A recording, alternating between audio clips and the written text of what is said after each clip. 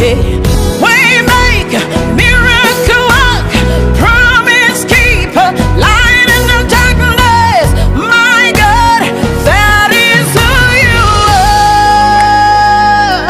Waymaker, miracle worker, promise keeper, light in the darkness. My God, that is who you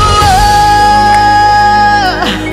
You are here, touching every life. I worship you.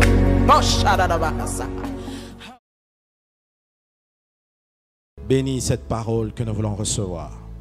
Bénis ton peuple. Et bénis toute personne qui nous suit à cette heure à travers les médias. Seigneur, c'est pour ta gloire que nous avons prié. Au nom de Jésus. Amen. Nous reprenons nos places. Que Dieu soit béni. Gloire soit rendue à Dieu. Merci Seigneur pour la grâce que nous avons encore d'être là ce matin. Comme vous le savez, au cours de ce mois, nous parlons sur le zèle. Notre thème est le zèle de ta maison me dévore. Zèle de ta maison me dévore que nous trouvons principalement dans les textes de Psaume chapitre 69, le verset 10.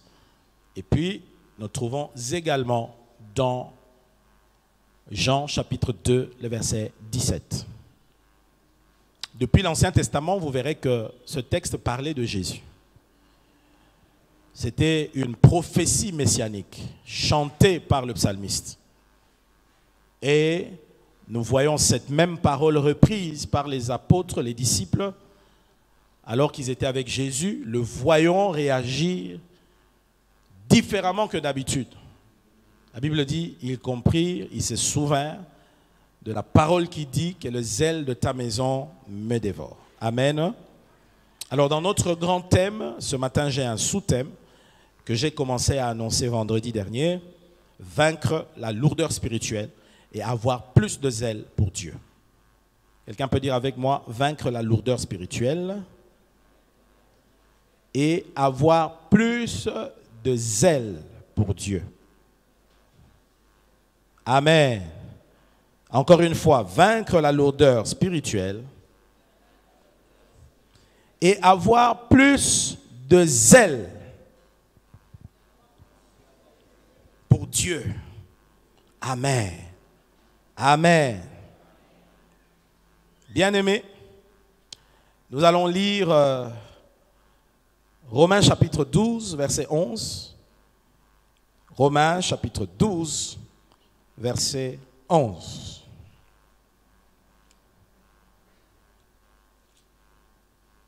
La Bible déclare ceci. Ayez du zèle et non de la paresse. Soyez fervents d'esprit. Servez le Seigneur. Nous avons défini le zèle comme étant cette ferveur, ce feu intérieur, ou cette passion que l'on a pour Dieu ou pour son œuvre. Et sans elle, nous l'avons dit, il est impossible de bien servir et même de vivre une vie chrétienne épanouie.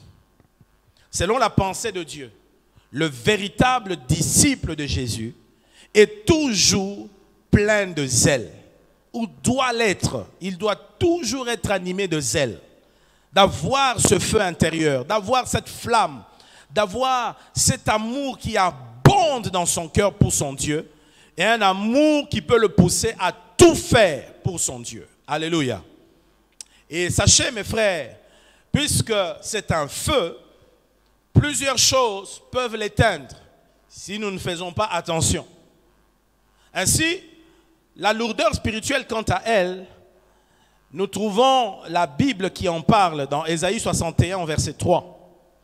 Ésaïe 61, verset 3. À partir du premier verset, on nous parle de la mission du Seigneur. On nous dit combien l'Esprit du Seigneur sera sur le Messie. Et par lui, il annoncera une bonne nouvelle pour délivrer les captifs, pour guérir ceux qui ont le cœur brisé, ainsi de suite. Et quand on arrive au verset 3, une des missions du Messie, on dit, c'est pour accorder aux affligés de Sion et pour leur donner un diadème. Un diadème, c'est une couronne au lieu de la cendre. Une huile de joie au lieu du deuil. Un vêtement de louange au lieu d'un esprit abattu. On parle ici, le Messie viendra pour nous donner un vêtement de louange au lieu d'un esprit abattu. Amen. Un vêtement de louange, c'est-à-dire nous donner la joie, la vraie joie qui est dans le Seigneur, au lieu d'avoir un esprit abattu. Et vous savez, l'expression « un esprit abattu » dans la version anglaise dit carrément « un esprit de lourdeur ». Alléluia. Heaviness spirit. Heaviness spirit. Un esprit de lourdeur. C'est-à-dire que l'esprit abattu, c'est un esprit de lourdeur. Et ceci, l'esprit de lourdeur, c'est lorsque la flamme du zèle s'éteint. Quand la flamme ou le feu du zèle s'éteint dans la vie d'un disciple de Jésus, alors l'esprit de lourdeur prend place et s'installe. Vous savez, la lourdeur spirituelle, tout chrétien a connu à un moment ou à un autre de sa vie la lourdeur spirituelle. La lourdeur spirituelle, ce sont ces moments où vous perdez un certain élan spirituel dans les choses de Dieu. Où une certaine lassitude s'installe dans votre vie spirituelle. Vous n'avez plus envie de prier. Vous n'avez plus envie de lire la parole de Dieu, la Bible. Et on sait ce qu'on doit faire pendant ce temps.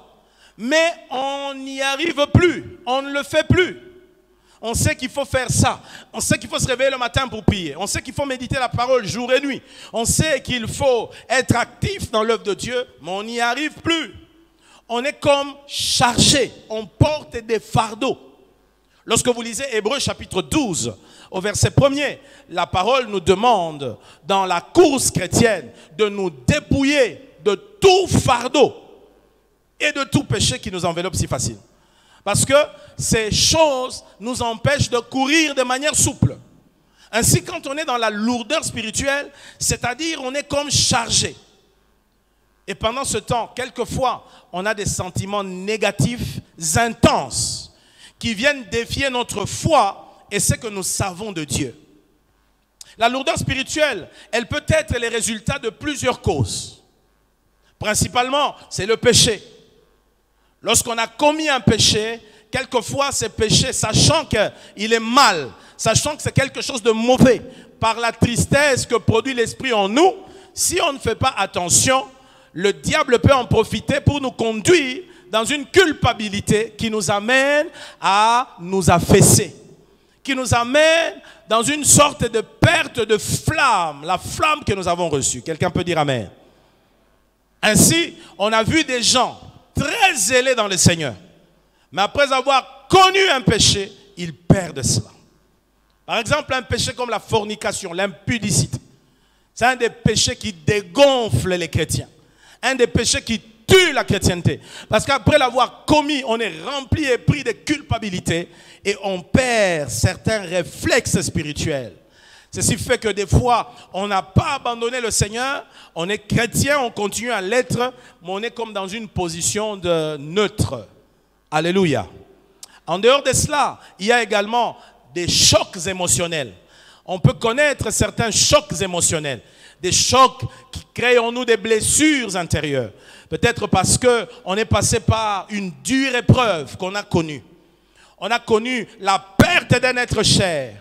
On a été trahi, rejeté, maltraité.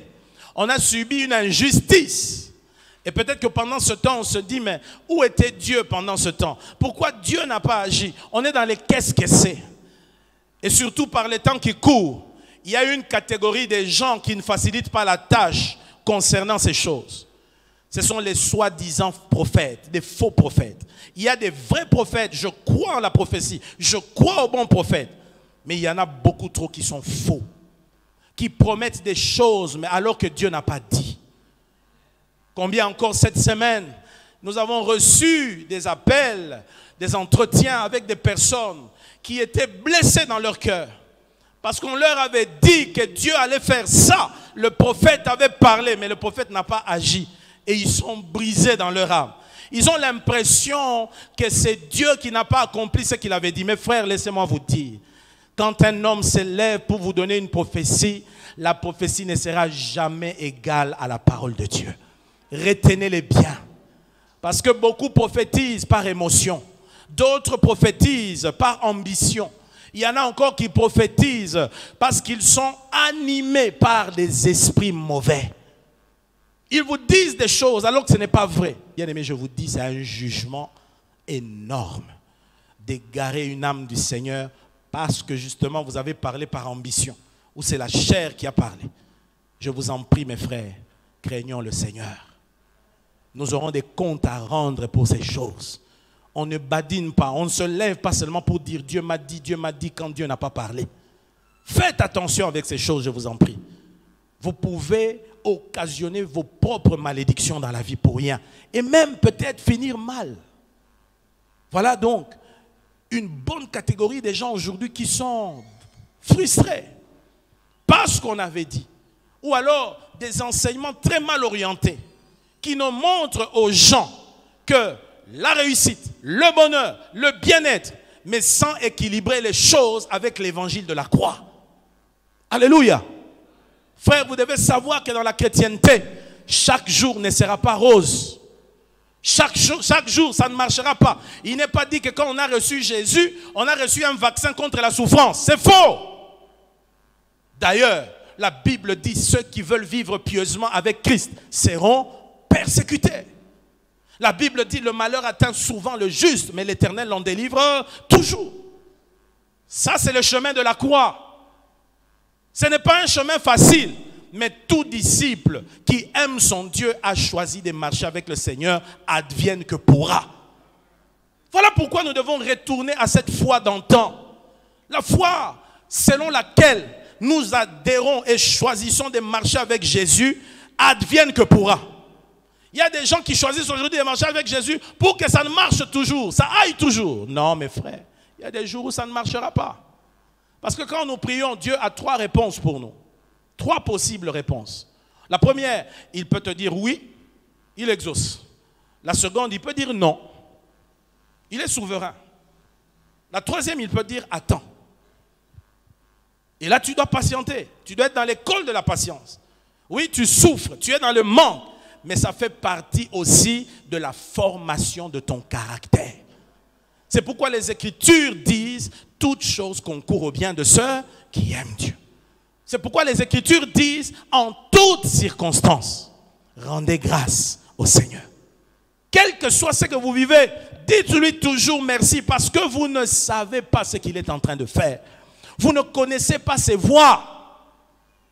Sortez de cet évangile qui ne consiste à vous faire croire qu'une route faite de roses, faite de bonbons, faite de chocolat. Du reste, il n'y a pas de roses sans épines. Et puis trop de chocolat et de bonbons gâtent les dents, rend malade. Dieu est un père équilibré. Il y a des temps où il marche avec nous, il nous fait voir sa gloire, il se manifeste, il nous bénit, il nous donne des avancées, il nous donne de l'épanouissement dans la vie. Gloire à Dieu pour cela. Mais quand nous passons aussi par des moments difficiles où nous manquons de tout, nous devons aussi savoir dire gloire à Dieu pour cela. Est-ce que vous me comprenez, mes frères? Ça fait partie de la marche chrétienne.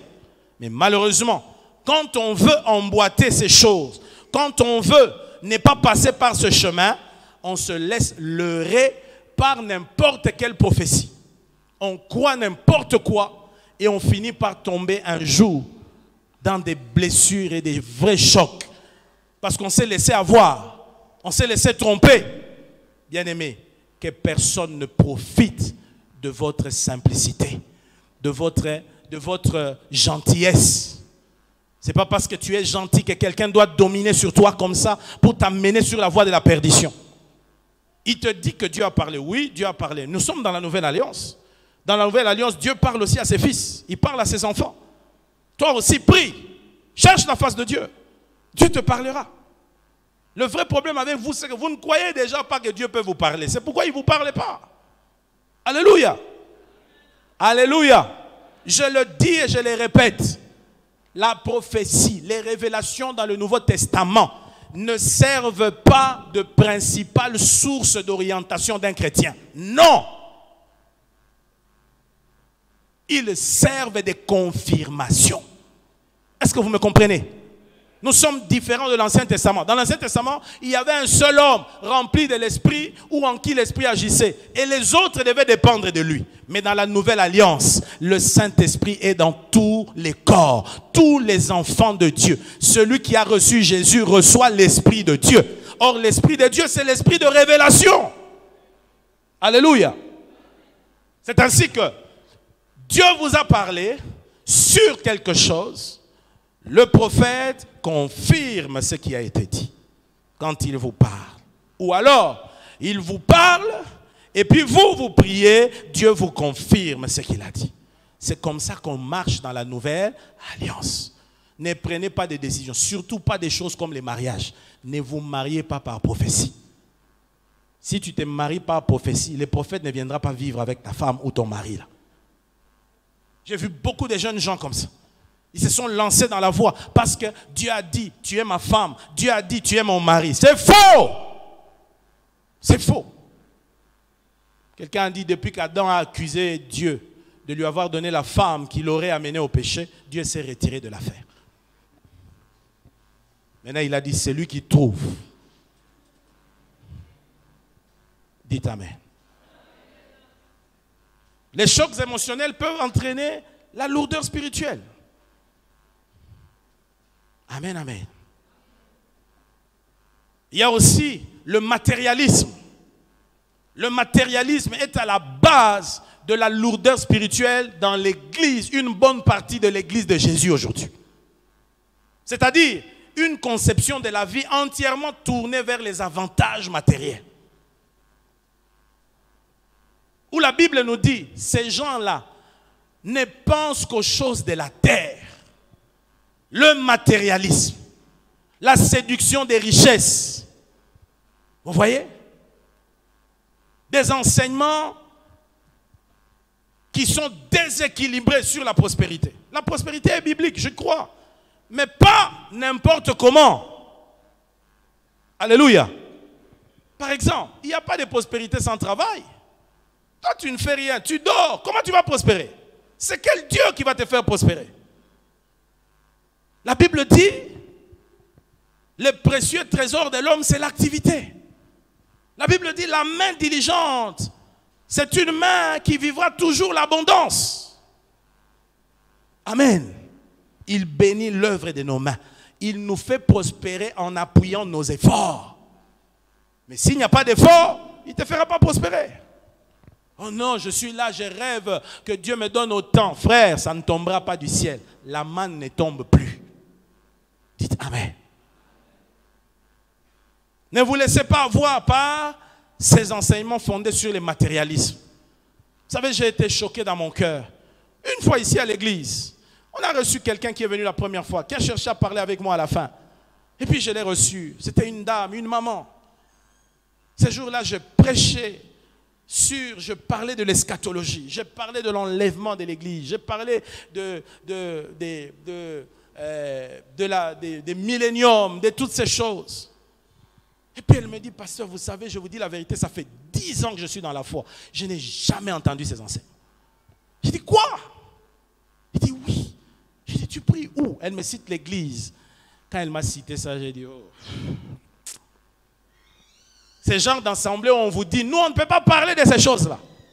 Bien aimé, si on ne vous parle pas de votre avenir, on ne vous dit pas là où va le monde, ce qu'on devient demain. Bien aimé, ce ne sont pas des endroits à aller. Dites Amen. La Bible, je viens de le dire, c'est un livre équilibré.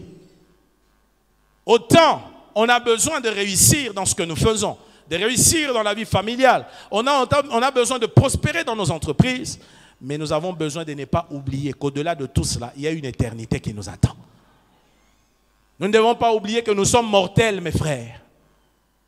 La Bible dit, à quoi servirait-il à un homme de gagner le monde s'il perd? Oui. Après qu'on ait eu tout ce qu'on veut, qu'on ait eu des véhicules, des maisons, des possessions, Mais maintenant, après, où va ton âme? Qu'en est-il de ta destinée éternelle? Ces choses sont importantes. Mais voilà, le matérialisme a fait que beaucoup de chrétiens se sont endormis sur le vrai sens de la chrétienté.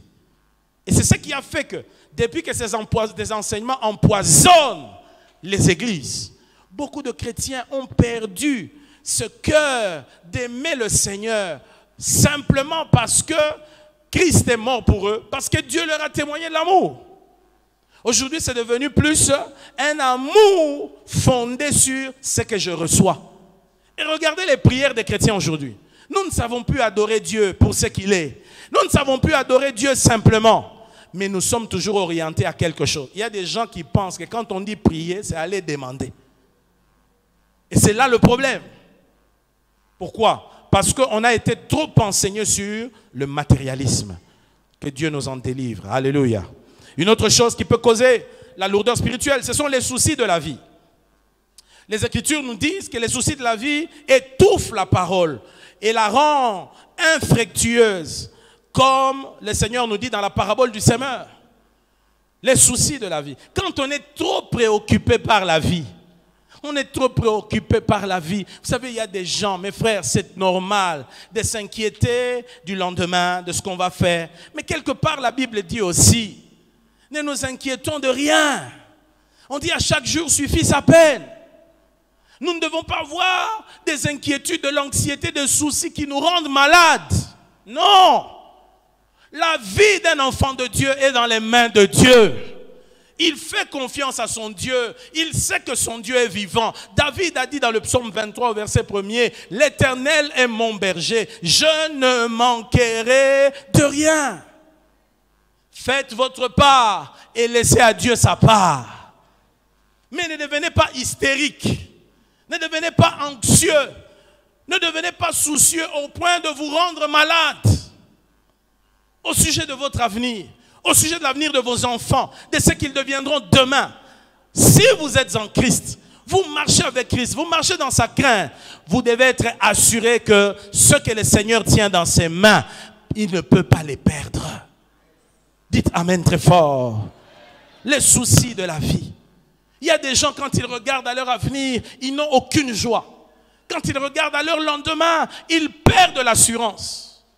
Il y en a qui chaque jour s'apitoient sur leur sort. Ils pleurent chaque jour. Ils sont ici à l'église, ils rient au milieu de nous. Mais quand ils rentrent à la maison, sur leur lit, c'est toujours des larmes. Ils pleurent. Je suis malheureux. Je manque de ceci. Je manque de cela. Je manque de ceci. Ceci fait que ça étouffe les ailes. Ça amène à être lourd.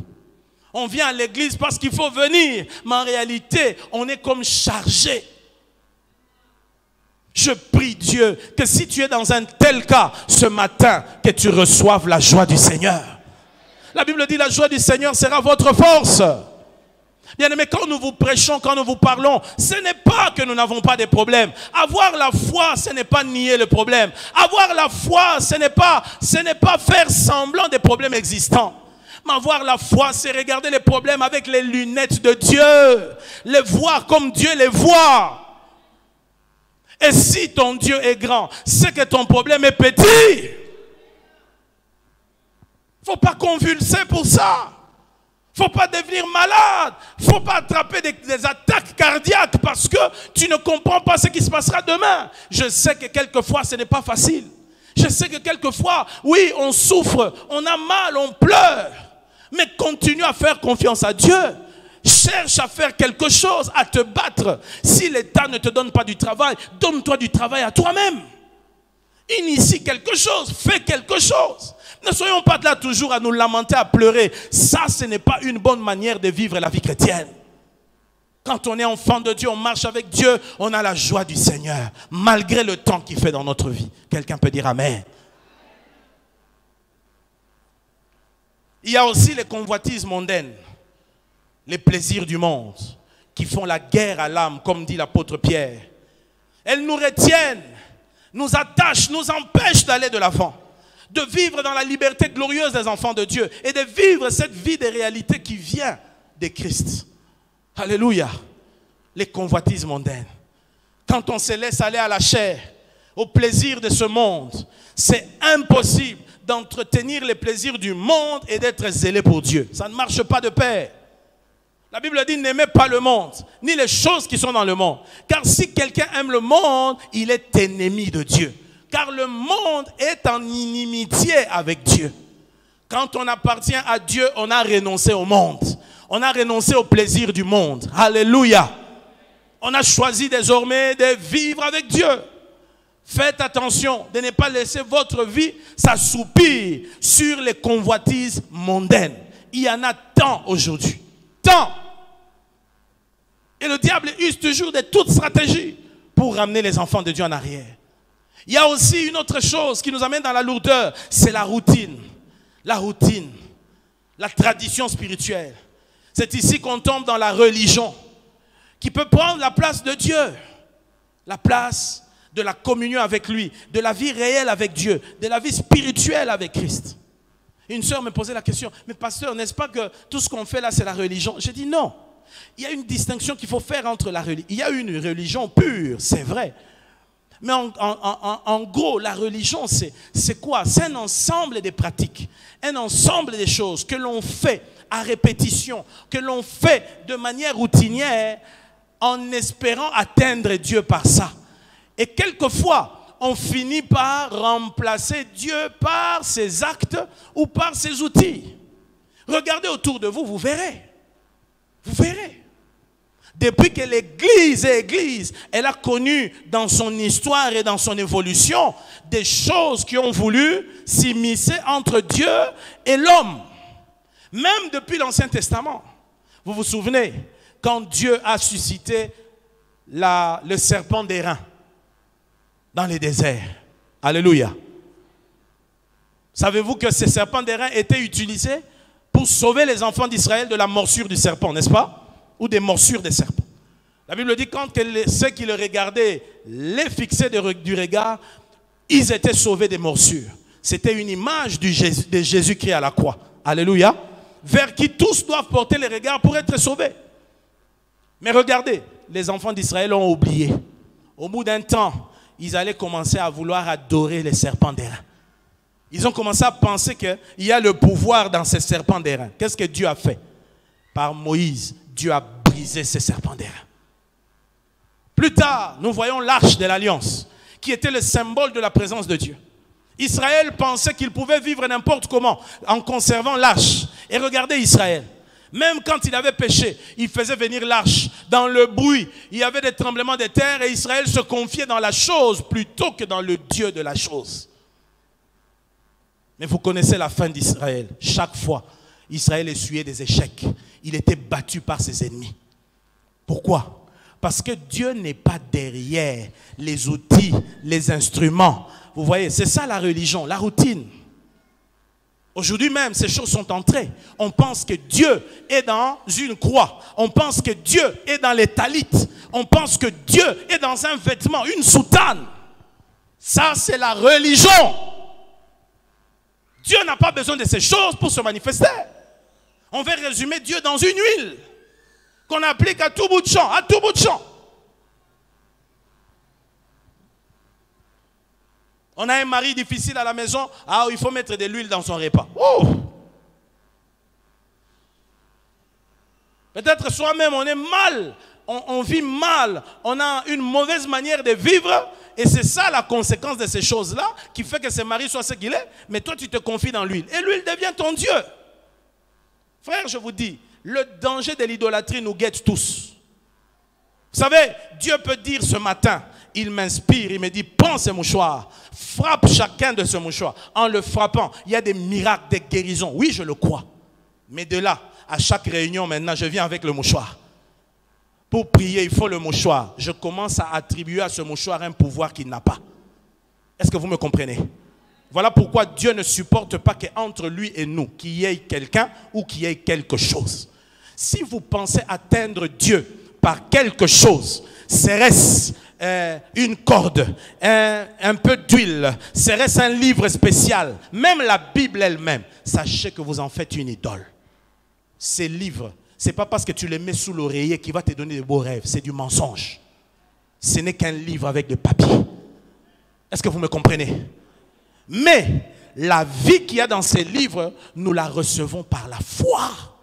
C'est la foi qui puise. Il faut que ces paroles entrent en toi. Et il faut que tu les pratiques pour que ces paroles deviennent vie et esprit.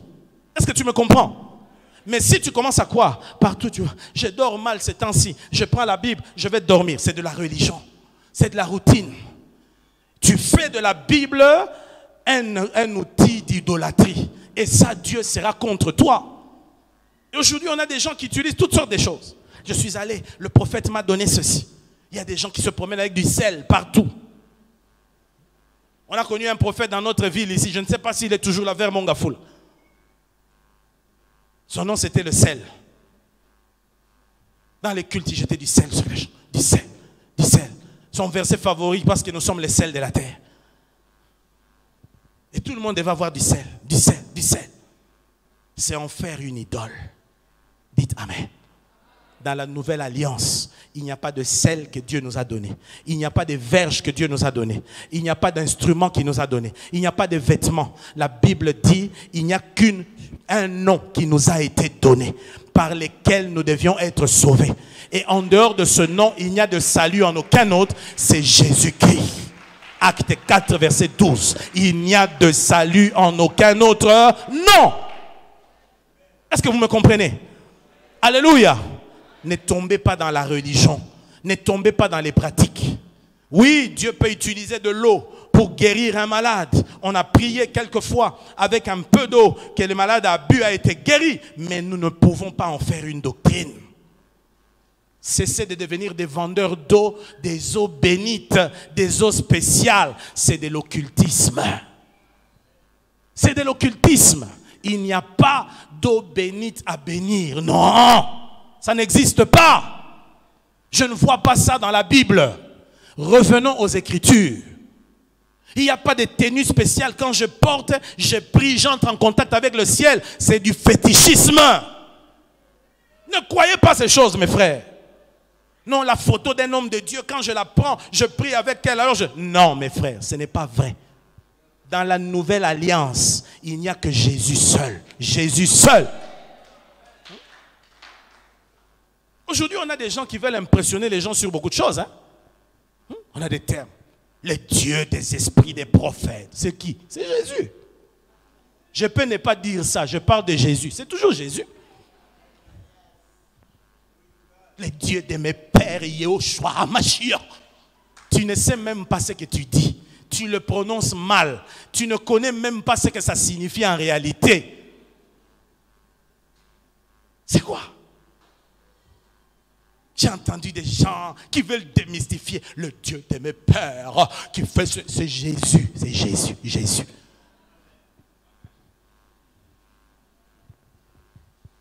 Quelqu'un disait, quelquefois l'Africain, lorsqu'il sent son oreille chatouiller là, au lieu de faire ça, il choisit de faire ça. Vous avez tout compris. Il veut se compliquer la vie pour rien. Comme on dit en français. Un homme disait, pourquoi tu veux m'amener de midi à 14h pendant que 13h existe? Alléluia. Alléluia. Attention à la routine. Quand on commence à venir à l'église par habitude, on croit que le fait seulement de venir à l'église, venir simplement, c'est tout ce qui compte. Non. Ou on vient par devoir. Si je ne viens pas, le pasteur remarquera que je ne suis pas venu. On interprète des chants dont on ne réalise plus les paroles.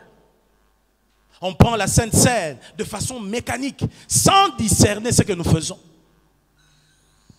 On entend la prédication sans vraiment l'écouter. On commence à formuler les mêmes prières. Je te loue, je te bénis, je t'adore. Je te loue, je te bénis, je t'adore. Je te loue, je te bénis, je t'adore. Qui est cet individu à qui vous allez parler, vous dites les mêmes phrases et qui vous trouvera normal? On fait désormais les choses sans enthousiasme, sans ferveur. Ces choses-là amènent la lourdeur. Une autre chose qui lui est similaire, la satisfaction spirituelle, aussi peut alourdir la satisfaction.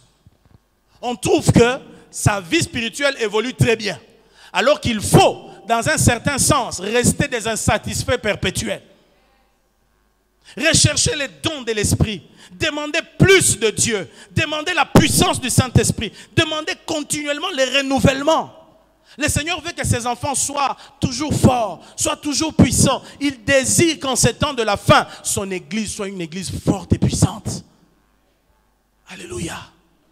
Mais, lorsque on tombe dans la satisfaction spirituelle, moi, je suis déjà arrivé. La plupart des chrétiens qui sont baptisés du Saint-Esprit tombent dans ces pièges. Ils croient que le baptême du Saint-Esprit, c'est la finalité. Ah, j'ai déjà parlé en langue, c'est suffisant. Non, mon frère. J'aimerais te dire qu'au-delà du parler en langue, il y a d'autres dons qui existent. Il y a d'autres grâces qui existent. La Bible nous encourage à aller toujours vers ce qui est meilleur. Alléluia.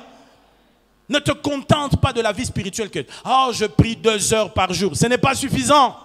« j'ai déjà lu la Bible d'un bout à l'autre ». Tu l'as lu l'année passée. Lis-la encore cette année. Lis-la encore. Moi, je ne sais même plus, je suis à la 40e fois. Peut-être à la 20e ou 25e fois. Mais ce qui est étonnant, c'est qu'à chaque fois que je la relis année après année, j'y découvre des choses pour la première fois que je n'avais pas vues l'année précédente. C'est pour vous montrer que Dieu, c'est un Dieu qui agit sur notre entendement de manière régulière. C'est vrai que la Bible est un livre ancien, mais par le Saint-Esprit, Dieu l'actualise toujours pour nous. Quelqu'un peut dire Amen. Évitez la satisfaction spirituelle. Cette année, nous avons dit, c'est l'année de la profondeur. Nous devons aller plus loin avec Dieu, plus loin. Et j'espère que cela est ton cas dans ta vie spirituelle. C'est le temps de faire des bilans, c'est le temps de s'évaluer. Comment tu as marché tout au long de cette année? Est-ce que tu as vraiment l'impression que ta vie spirituelle a connu des avancées? Ou bien tu es toujours au même point de départ? Frère, je vous dis la vérité, c'est très triste de voir des gens qui écoutent toujours mais qui n'apprennent pas. On a des gens qui ne grandissent pas. Ce qui fait que des fois, dans nos assemblées, on a trop de bébés. Des gens qui devaient déjà être capables d'enseigner à d'autres, mais c'est eux qui ont encore besoin qu'on enseigne. Des gens qui devaient être peut-être des pasteurs dans les extensions, mais c'est encore des gens qui se battent avec certains péchés aujourd'hui. Évitons la satisfaction spirituelle. Évite de croire que tu es arrivé. Ne te sens jamais arrivé. Alors jamais. À un homme de Dieu qui opère des miracles, que Dieu utilise puissamment, on a posé la question de savoir quel est son plus grand miracle dans son ministère. Dans son ministère, il a connu des résurrections des morts. Il a dit, mon plus grand miracle, c'est celui que je ferai demain. Alléluia. C'est celui que je ferai demain. Pourquoi? Parce qu'il faut toujours regarder devant. Il faut toujours regarder en avant. Ne considère jamais que tu es arrivé à quoi que ce soit. Quelle que soit la manière à laquelle Dieu t'a utilisé, il y a toujours plus. Il y a toujours plus. Alléluia. Une autre chose, la négligence ou la paresse spirituelle. La négligence ou la paresse spirituelle. Dans Proverbe 24, versets 30 à 34, la Bible nous dit, j'ai passé près du champ d'un paresseux et près de la vigne d'un homme dépourvu de sens. Et voici, les épines y croissaient. Partout, les ronces en couvraient la face et les murs des pierres étaient écroulés. J'ai regardé attentivement et j'ai tiré une instruction de ce que j'ai vu. Un peu de sommeil, un peu d'assoupissement, un peu croiser les mains pour dormir et la pauvreté te surprendra comme un rôdeur et la disette comme un homme en armes. La Bible condamne la paresse, la négligence spirituelle. La négligence paralyse la croissance spirituelle du chrétien. Il s'agit ici de ceux qui négligent leur vie de quotidienne, de prière. Tu pries rarement. Peut-être même ces temps-ci, tu es ici, tu ne pries plus. Tu ne médites pas la parole de Dieu. C'est dimanche seulement que tu ouvres la Bible. Même la Bible elle-même est étonnée. Quand tu l'ouvres, elle dit, oh, il a quand même pensé à moi celui-là. Alléluia. Vous savez, des fois, les Bibles qui sont toujours toutes propres, là, les pages sont blanches, peuvent révéler aussi un manque d'engagement dans la lecture biblique. Oui. Toi, tu dis, ah, ma Bible est neuve, mais ça montre aussi. Parce qu'elle est faite pour l'utiliser. Il faut souligner, il faut des fois utiliser des feutres, passer des marqueurs, retenir des versets, garder. Quand vous avez lu, vous avez reçu une révélation de la part de Dieu, vous vous arrêtez là, vous faites des annotations. Croyez-moi, écrire dans la Bible n'est pas un péché. Ce n'est pas un péché. Dites Amen. la négligence, dans le fait de témoigner Christ, parler de Jésus aux autres, dans le service chrétien. Quelqu'un peut dire amen. Et tout le temps, ils se battent. Mais sachez-le, généralement, le plus fort, celui qui dominera l'autre, c'est celui que vous nourrissez le plus. Si vous nourrissez la chair dominera. Vous nourrissez la chair dans les vanités de ce monde. Il y a des gens qui n'ont pas le temps de prier, mais ils ont le temps pour suivre les footballs, les matchs. Ils sont passionnés pour le football, mais pas pour la prière. Il y a des gens qui passent leur temps à suivre des sottises et des âneries sur les médias, ainsi de suite. Ils se nourrissent leurs esprits de ces choses. Ils sont remplis des paroles des hommes, des dictons humains de cette terre. Mais aucun verset, ils ne connaissent. Vous passez votre temps à critiquer les autres dans les coins des avenues, à parler des autres à longueur de journée. Vous nourrissez la chair. Pour conséquence, ça arrivera un jour que vous allez commettre des actes qui démontrent que vous êtes des hommes charnels. Amen. Parce que l'homme charnel en vous a fini par dominer sur l'homme spirituel. Mais plus vous écoutez la parole, plus vous priez, plus vous vous attachez aux choses de Dieu, vous témoignez Jésus, vous servez le Seigneur dans l'église, vous passez du temps dans l'adoration, l'homme spirituel se fortifie. Et ce qui fera que vous aurez aussi l'attraction vers les choses spirituelles. Mes frères, la vie chrétienne est longue. Hein? Il faut la préserver. Il faut être attentionné. Sinon, vous allez glisser dans la vie charnelle. Et quelquefois, quand on commet des dégâts dans la chair, il y a certains dégâts qui se réparent difficilement. Est-ce que vous me comprenez, mes frères? Faites attention. C'est comme l'exemple d'un beau jardin. Vous avez un beau jardin, des belles fleurs. Vous appréciez, waouh, c'est beau. Il y a des marguerites, des tournesols, des roses. Il y a toutes ces fleurs que vous connaissez là, d'Iranta et consorts. C'est beau, des belles couleurs. Mais savez-vous que si ce jardin n'est pas entretenu, qu'est-ce qui va se passer? Petit à petit, des herbes vont pousser. Et vous pouvez revenir 1-2 mois après, vous crier. Le même beau jardin que vous avez apprécié, mais vous êtes étonné de voir ce qu'il est devenu. Pourquoi? Parce qu'il y a eu manque d'entretien. C'est la même chose avec la vie chrétienne. La vie spirituelle a besoin d'être entretenue. Alléluia. Plus tu avances avec Dieu, il faut couper les mauvaises herbes, les mauvais réflexes, les mauvaises attitudes, les mauvais caractères. Il faut être capable. Des fois, tu ne les coupes pas toi-même, mais par l'Église, Dieu permet qu'on te dise des choses durement. Des choses qui touchent à ton ego, qui touchent à ta personnalité. Ça te fait mal, mais tu l'acceptes. Quelquefois, tu t'es mal conduit, on t'a suspendu à l'église. C'est une manière de couper les mauvaises herbes. Et puis demain, ça fait de toi un serviteur éprouvé. Dites Amen. Vous savez, les ponts que nous voyons, les ponts, qui sont capables de supporter des grandes remorques qui roulent dessus. Ce sont des choses qu'on soumet dans des pays sérieux à des épreuves dures. Sur eux, on va faire passer des engins qui pèsent excessivement lourd. Quelquefois, quand ces engins passent, ces ponts s'affaissent. On doit les refaire, on doit refondre les métals, on doit refaire tout ça, et puis refaire. Si ce pont était un individu, il pouvait se plaindre. Je souffre.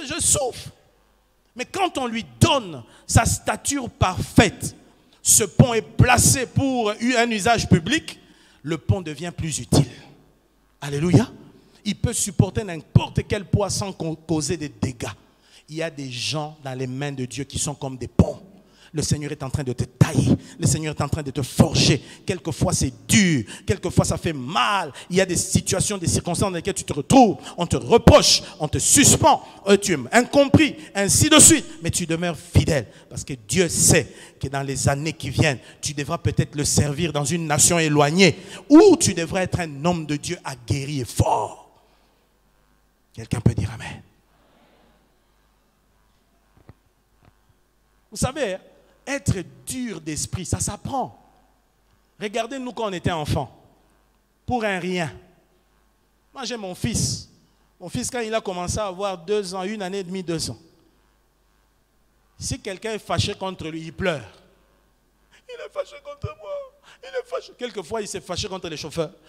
Pardon, il pleurait devant les chauffeurs. Le chauffeur est fâché contre moi. Il est fâché contre moi, papa. J'ai commencé à lui apprendre. J'ai dit, ne sois pas comme ça. Si tu dois pleurer à chaque fois que quelqu'un se fâche contre toi, tu pleureras toute la vie. Tu dois comprendre ça. Vous savez, depuis quelques temps, j'ai constaté quand quelqu'un se fâche contre lui, ça lui dit pleurer. Maintenant, il a appris à être fort. Alléluia. La même chose, Dieu est notre Père. Ici à l'église, il nous apprend des choses. Il t'aide à devenir fort, à être dur. Voilà pourquoi il faut quelquefois aimer une église où on te dit des vérités qui te font mal. Quelquefois, il faut aimer un pasteur qui te choque, qui te dit des choses dures. Tu te comportes mal, il te parle et te dit la vérité. Ça va forger ta personnalité. Moi, j'ai eu la grâce de grandir sous un pasteur comme ça. Le pasteur Jacques-André Vernon. Notre pasteur n'était pas tendre, hein? Quand il te reçoit comme ça, oh, un agneau. Mais quand il monte sur la chair, c'est un lion. Et des fois, quand il tranche certaines situations, il est dur. Quelquefois, j'ai eu envie de fuir l'église par rapport à certaines prises de position qu'il avait. Mais je me suis ressaisi, je suis resté. Et ça m'a aidé pour les ministères. Dites Amen. Ne soyez pas bien-aimés de ceux-là qui facilement tombent dans la négligence. Ils font les choses pour faire. Ils font les choses pour faire. Quelqu'un a dit, nul n'est plus difficile à réveiller qu'un chrétien tiède qui est entraîné vers le bas à cause de sa négligence. Et vous savez, de tous les éléments que j'ai cités, qui peuvent éteindre le feu du zèle en nous, il y en a un qui est principal, c'est le diable. Dis avec moi le diable. Le diable. Alléluia. Le diable est une cause majeure de lourdeur spirituelle dans la vie des chrétiens. Cause majeure. Des fois, ce n'est pas toujours un péché qu'on aurait commis ou dans lequel on est tombé qui nous amène dans la lourdeur. Mais quelquefois, c'est tout simplement une attaque de la part de Satan. Il vient te donner de l'assoupissement. Il vient te donner de la lourdeur. Lisez avec moi Galates chapitre 5, versets 7 à 8. Galates chapitre 5, versets 7 à 8. La Bible dit, vous couriez bien, qui vous a arrêté pour vous empêcher d'obéir à la vérité. Vous entendez ça? Vous couriez bien. C'est-à-dire, il y a quelqu'un qui courait. Là-bas, on conjugue le verbe courir à quel temps? Au temps passé. Vous couriez bien. Par le passé, tu courais bien. Mais qui t'a empêché d'obéir à la vérité? Dans les cas des Galates, Paul condamne ces gens parce qu'il est passé dans cette assemblée, il a formé des gens, il a prêché. Il a fait de ces gens des hommes spirituels. Mais après son passage, ces gens sont tombés dans la croyance selon laquelle on pouvait être sauvé par les œuvres, alors que Paul leur avait démontré clairement que le salut était par la foi. Et au milieu d'eux, il y avait beaucoup de disputes, beaucoup d'incompréhensions, ainsi de suite. Paul leur reproche leur attitude charnelle. Et il leur dit, oh Galates, qui vous a ensorcelé? Vous avez commencé par l'esprit, maintenant vous voulez finir par la chair. Et là, il dit, vous couriez bien. Qui vous a arrêté pour vous empêcher d'obéir à la vérité? Paul se pose la question. Mes frères, il y a de ces gens qu'on a connus. Ils étaient tout feu, tout flamme. Ils se sont convertis dans l'église. Ils servaient Dieu avec ardeur, avec feu, avec amour passionné. Mais subitement, dégonflé. Tu vois quelqu'un qui est transformé comme s'il est sorti du jour à la nuit. Amen, amen. Tu vois ces frères-là, gagneurs d'âmes, aujourd'hui c'est un coureur des jupons. Alors on se pose la question, qu'est-ce qui s'est passé? Qu'est-ce qu'il y a? On a même quelques personnes dans cette église ici, qui sont des gens qui ont été invités par quelqu'un dont la personne a abandonné la foi, mais ces gens sont restés ici. C'est honteux.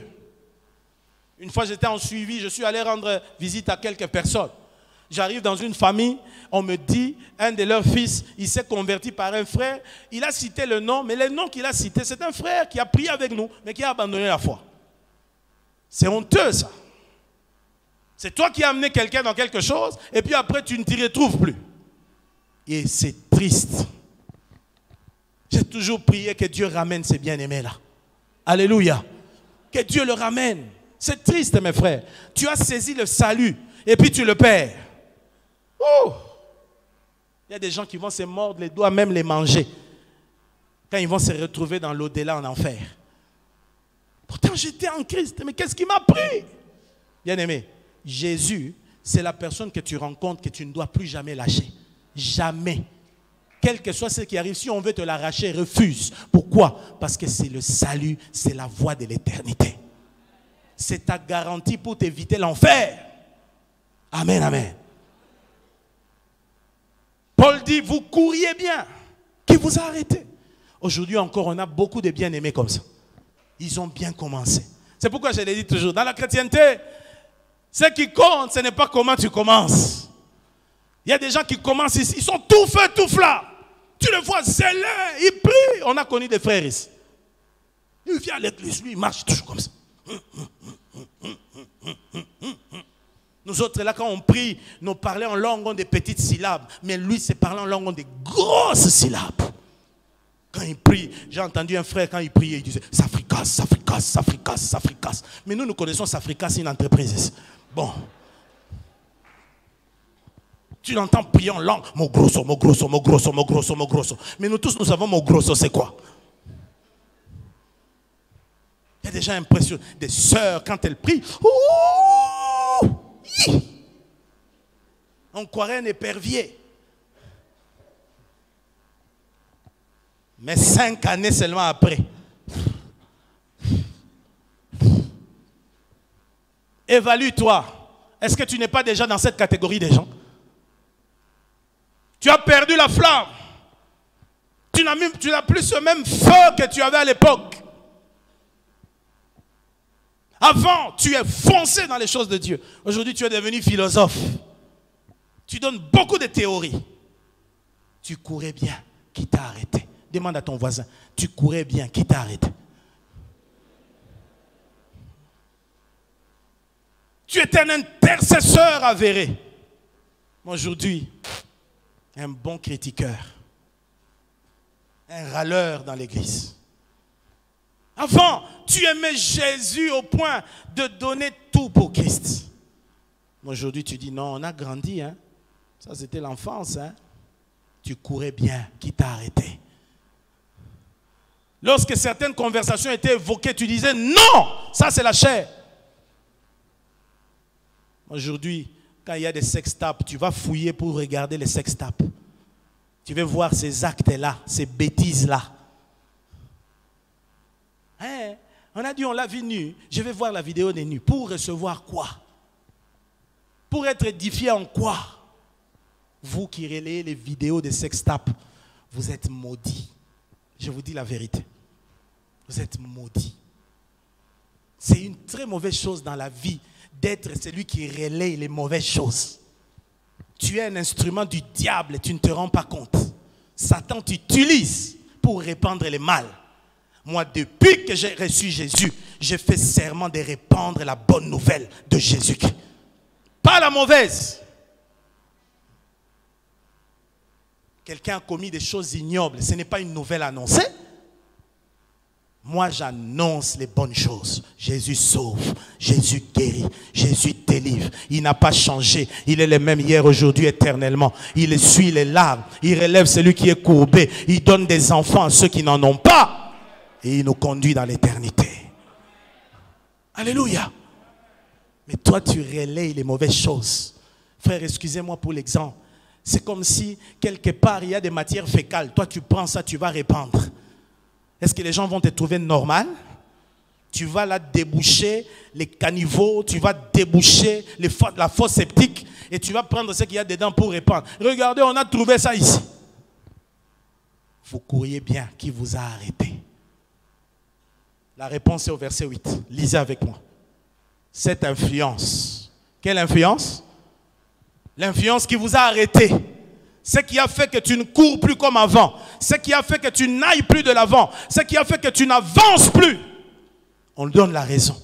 Cette influence ne vient pas de celui qui vous appelle. Cette influence ne vient pas de qui? Cette influence ne vient pas de qui? Cette influence ne vient pas de celui qui vous appelle. Qui vous appelle? Quand ça ne vient pas de Dieu, ça vient de qui? Ah, ça vient du diable. Tout ce qui t'arrête dans ta course chrétienne, dans ton zèle et ton amour pour Dieu, vient du diable. On peut appeler ça comme on veut. Oh non, ça, c'est une crise de foi. C'est Satan. Alléluia. Satan travaille pour te stopper. Il fait tout pour t'arrêter dans cette course. Et ça, tu dois le comprendre. Tu marchais bien, mais depuis que tu fréquentes un ami, cet ami a fait que tu as perdu la ferveur spirituelle. Cet ami est un instrument du diable pour détruire ta foi, pour détruire ton zèle. Tu ne dois pas avoir honte si tu veux retrouver le zèle de couper cette relation. Oui. Depuis que tu as pris un fiancé, tu pensais que ce fiancé, c'était un prédicateur. Oui, il prêche la parole. Tu te disais, oh, il sera serviteur de Dieu et on va servir Dieu comme pasteur Jean-Paul et maman Fifi. Mais ce fiancé-là couche avec toi tout le temps, tout le temps, tout le temps. C'est une relation à couper. Il est en train de t'amener en enfer calmement. Alléluia. Alléluia. Bien-aimés, retenez-les, derrière la lourdeur spirituelle, il y a toujours un acteur invisible, mais pourtant très actif. Très actif. La lourdeur spirituelle n'est jamais la volonté de Dieu pour un enfant de Dieu. C'est plutôt l'œuvre du diable. Et vous savez, quand vous étudiez le diable, vous allez comprendre ses intentions. Par exemple, allons-y rapidement, j'en ai parlé vendredi, je vais encore revenir. Le diable, qui est-il? Il fut un ange de Dieu nommé Lucifer, qui veut dire astre brillant. Dans Ésaïe 14, versets 12 à 15, Ésaïe 14, de 12 à 15, on nous montre ce qu'il était. Il fut un des archanges auprès de Dieu, qui avait la responsabilité de la louange et de l'adoration. C'était ça son travail. C'est pourquoi vous voyez, il a beaucoup des adeptes dans la musique mondaine. Parce qu'il avait l'expertise de cela. Mais il a été précipité à cause de son orgueil qui a rempli son cœur. Le mot diable vient d'un mot grec qui veut dire celui qui divise, celui qui désunit ou encore qui détruit. Alléluia. Et c'est un nom propre qui généralement personnifie l'esprit du mal. L'esprit du mal, cet esprit-là qui travaille sur la terre dans le but d'amener les gens dans le mal, est personnifié par le diable. Il est aussi appelé Satan. Et dans la Bible, nous avons plusieurs noms bibliques du diable.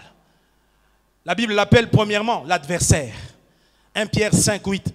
Soyez sobres, veillez. Votre adversaire, le diable. J'aimerais dire à quelqu'un, Satan n'est pas ton ami. Tu m'entends? Ce n'est pas ton ami. Même quand il vient en ami, ce n'est pas un ami. Ce n'est pas un enfant de cœur. La Bible dit c'est un adversaire. Est-ce que je parle à quelqu'un? Est-ce que je parle à quelqu'un? Et en grec, quand on parle de l'adversité, il y a 3 idées.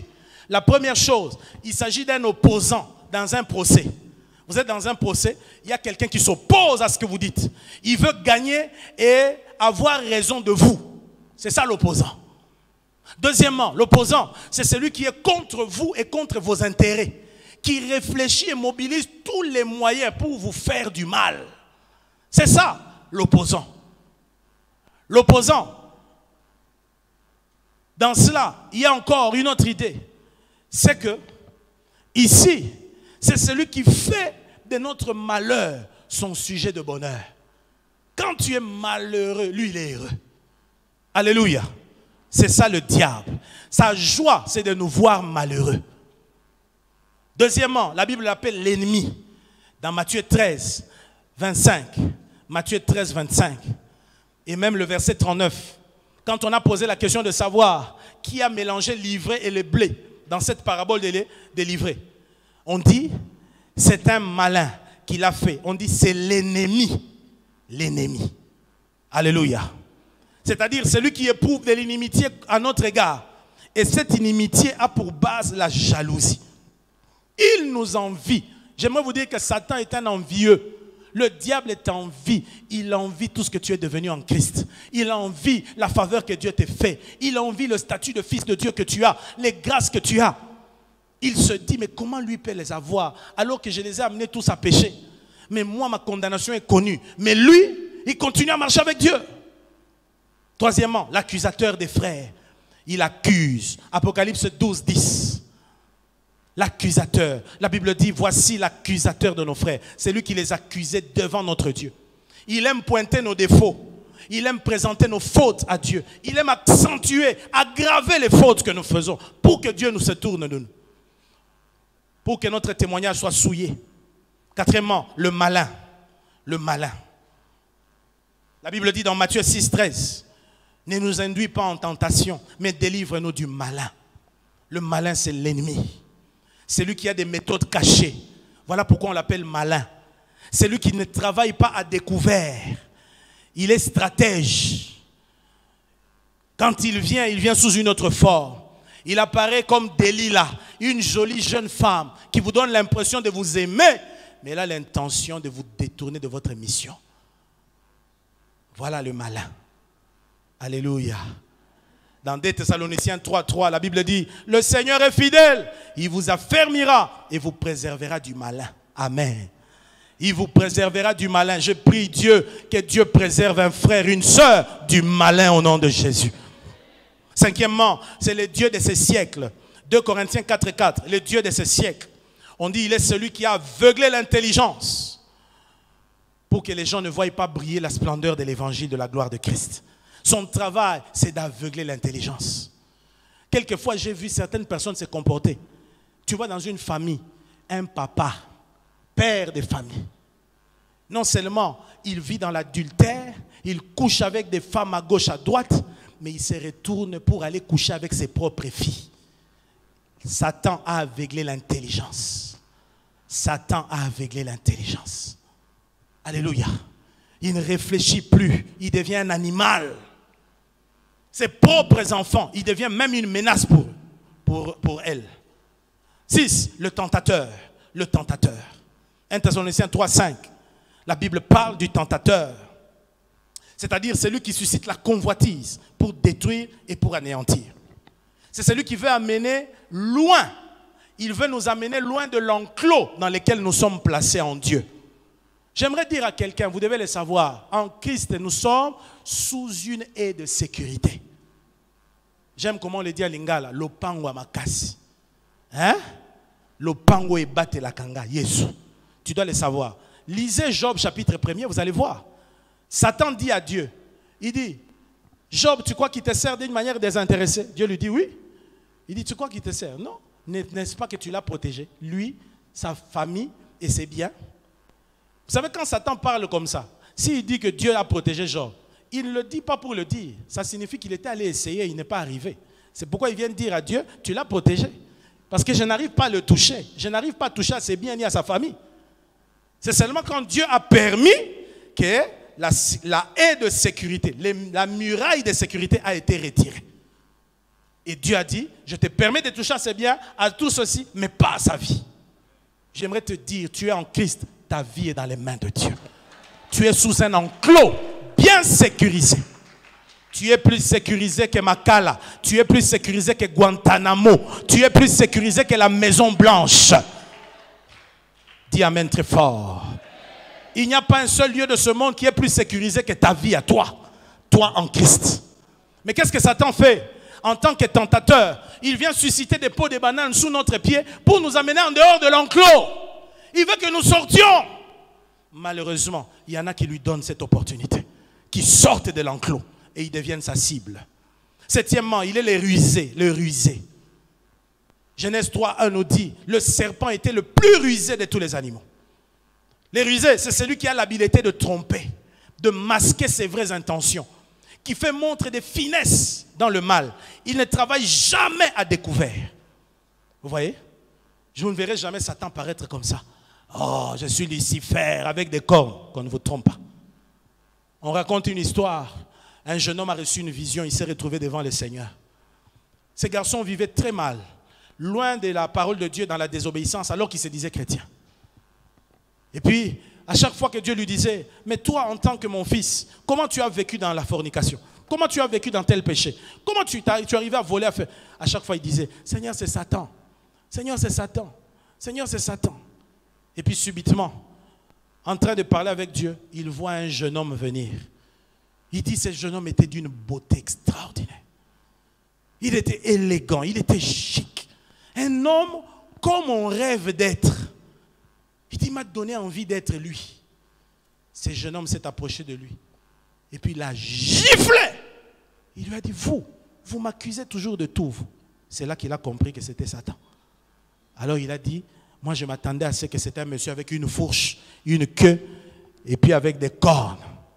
Vous croyez que Satan apparaît comme ça. La Bible dit, il se déguise en ange des lumières. Quelquefois il viendra sous la plus belle forme. Il vous se présentera à vous comme vous ne l'imaginez pas. Pourquoi? Parce qu'il est rusé. Amen. Amen. Et retenez que derrière chaque lourdeur spirituelle, il n'y a pas seulement un acteur qui agit, mais il y a des objectifs qu'il poursuit. Voici les objectifs qu'il poursuit. Premier objectif, nous faire manquer des choses que Dieu a en vue pour nous. Il veut nous faire rater les choses que Dieu a en vue pour nous. J'aimerais dire à quelqu'un, Dieu a beaucoup à te donner. Il a beaucoup à te donner. Il y a des choses que Dieu a prévues pour toi. Tu es un héritier. Ne meurs pas comme un esclave. Il dit, moi, Dieu, moi l'Éternel, je connais les projets que j'ai formés sur vous. Projets de paix et non de malheur. Afin de vous donner un avenir et de l'espérance. La Bible dit en Christ, vous êtes bénis de toutes sortes de bénédictions spirituelles dans les lieux célestes. Éphésiens 1, verset 3. En Christ, Dieu te réserve beaucoup de choses. Mais qu'est-ce que Satan veut faire? Il veut te les faire rater. Ne rate pas ce que Dieu a pour toi. Ne rate pas ce que Dieu a pour toi. Ne rate pas ce que Dieu a pour toi. Tout ce que Dieu a prévu pour toi en Jésus-Christ, je prie qu'avant que tu ne quittes cette terre, que tu le vives et que tu l'expérimentes. Dis amen très fort. Deuxièmement, il veut nous empêcher de vivre le maximum que Dieu a en réserve pour nous. Dieu a le maximum pour toi. Le maximum. Dieu a des choses que tu n'imagines pas. La femme de Potiphar voulait coucher avec Joseph. Peut-être pour le maintenir en tant que chef des employés dans sa maison. Mais regardez le maximum de Dieu. Dieu prévoyait que Joseph soit la deuxième personnalité de l'Égypte. Ne te réduis pas toi-même. Il y a quelqu'un qui vient là te séduire, ma soeur ou mon frère, pour te faire tomber. Il te promet des choses apparemment qui semblent t'attirer. Mais Dieu a le maximum pour toi. Dieu te voit plus loin que ça. Je t'en prie, ne rate pas le maximum de Dieu. Et même ne te contente pas des miettes pendant qu'il a des maximums pour toi. Dis amen. Et troisièmement, il veut nous garder dans un statu quo. Il veut nous maintenir. Il aime quand nous sommes les mêmes hier, aujourd'hui et demain. Parce qu'éternellement, ça ne peut pas, c'est pas possible. Il veut que tu sois toujours ce que tu es là. Il ne veut pas que tu connaisses des avancées. Il ne veut pas que tu connaisses des changements. Il veut que tu demeures dans les statu quo. Bien-aimé, la lourdeur avec le diable a comme plusieurs stratégies qu'il utilise toujours pour te maintenir. La distraction. Il va utiliser des choses qui vont te distraire pour t'alourdir. Au lieu de prier, mais te voilà, tu es sur Facebook à étudier la vie des gens. Sache que c'est Satan qui te scie les côtes. Il veut tuer tout fait ta vie de prière. Il te distrait. Il te sort de l'objectif. Il veut t'absorber pour t'amener à faire quelque chose d'autre que tu ne devais pas. Vous voyez? Son but ici, c'est la diversion. Mais j'aimerais vous dire, la lourdeur spirituelle, quoique elle soit quelque chose que le diable cherche à nous infliger, en Christ, nous avons le pouvoir de parer cela. Nous avons le pouvoir de nous y opposer. Dites Amen.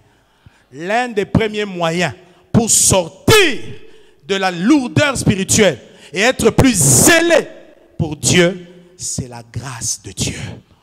La grâce. Quelqu'un dit avec moi la grâce. La grâce. Bien aimé, la grâce de Dieu, c'est-à-dire quand Dieu intervient appelez ça grâce, appelez ça intervention, appelez ça manifestation de Dieu. Bref, ça reste la grâce de Dieu. Dieu n'est pas content de vous. C'est pourquoi vous s'aimez beaucoup, vous recueillez peu. Parce que vous avez abandonné la maison de Dieu. Mais bien aimés, mais regardez Dieu dans sa grâce. Zacharie 4, verset 1er. Zacharie 4, 1er. La Bible dit, l'ange qui me parlait avec moi revint. Et il me réveilla comme un homme que l'on réveille de son sommeil. Alléluia! Il me réveilla comme un homme que l'on réveille de son sommeil. Qui a réveillé Zacharie? L'ange. Les anges sont les envoyés de qui? Amen. Je prie que Dieu fasse grâce, qu'un ange vienne te réveiller. Je prie que Dieu fasse grâce, qu'un ange vienne te visiter pour te rappeler que tu es tombé dans l'alourdissement spirituel. Sors de cette lourdeur-là. Amen, amen. La vie chrétienne ne se vit pas comme ça. Agé chapitre 1, verset 14. Regardez encore un autre coup de grâce de la part du Seigneur. Agé 1, 14. L'Éternel réveilla l'esprit de Zorobabel, fils de Shealtiel, du gouverneur de Juda, et l'esprit de Josué, fils de Jotsadak, le souverain sacrificateur, et l'esprit de tous les restes du peuple. Ils vinrent et se mirent à l'œuvre dans la maison de l'Éternel des armées, leur Dieu. Amen. Qu'est-ce que Dieu a fait? Dieu a réveillé l'esprit. Il a réveillé l'esprit. Il a réveillé l'esprit. Il a commencé par Josué le sacrificateur. Ensuite, il va vers Zorobabel, le gouverneur. Et puis, il réveille tous les peuples. Frère, combien j'ai prié toute cette nuit. Que Dieu réveille chaque frère, sœur de la foi triomphante. Que Dieu réveille chaque frère, sœur de cette communauté. Que dans ton esprit, que le Saint-Esprit te touche. Et quand il te touche, que tu dises non, je ne suis pas fier de ma vie chrétienne. Je ne suis pas fier de la façon dont je sers Dieu. Je ne suis pas fier de la façon dont je vis ma vie chrétienne. Je prie que le Saint-Esprit réveille quelqu'un qui avait commencé à vivre dans une léthargie, que subitement un sursaut arrive et que tu dises non. Peut-être que tu avais déjà dit oui à un copain et vous aviez déjà des projets ensemble, mais que le Saint-Esprit, par ses messages, te réveille ton esprit pour que tu ailles dire à cet homme, à cette femme, non, je ne veux plus de cette relation. J'ai compris que Jésus est ma priorité. Je dois retourner à Jésus. Alléluia! Je prie que celui qui avait perdu le premier amour, que le Saint-Esprit réveille sa conscience et qu'il soit déçu de lui-même, qu'il soit déçu de lui-même, qu'il dise non, je ne vis pas bien la vie chrétienne. Je prétends être chrétien, mais je ne prie pas, mais je ne jeûne pas, mais je ne médite pas ma parole. Je ne gagne même pas de âme. Je demande que ce sursaut vienne au nom de Jésus-Christ. Je demande que ce sursaut vienne au nom de Jésus-Christ. Je demande que ce sursaut vienne au nom de Jésus. Saint-Esprit, au son de ma voix, que quelqu'un se réveille au nom de Jésus. Au son de ma voix, qu'une âme se réveille au nom de Jésus. Au son de ma voix, qu'un esprit se réveille au nom de Jésus. Si tu le crois, dis Amen très fort. Dis Amen très fort. On a besoin de la grâce de Dieu. Est-ce qu'on peut s'élever là où nous sommes? Nous allons demander la grâce. Demande la grâce. Seigneur, fais grâce, fais grâce, fais grâce. Je t'aime, Seigneur, Nalinga Kayo. Mais malheureusement, Seigneur, ces temps-ci, je tombe. Ces temps-ci, je suis comme dans un sommeil. Je suis alourdi. Je n'arrive pas à faire ce que je faisais autrefois. Demande à Dieu la grâce. Demande. Dieu fait grâce. Dieu fait grâce. Dieu fait grâce. Alléluia.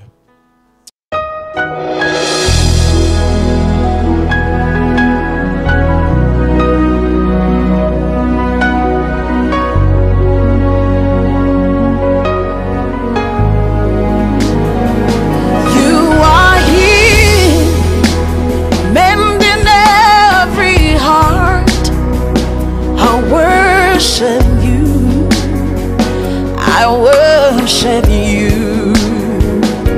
Hey, Waymaker, miracle work, promise keeper, light in the darkness. My God, that is who you are. Waymaker, miracle work, promise keeper, light in the darkness. My God, that is who you are. You are here. touching every life. I worship you.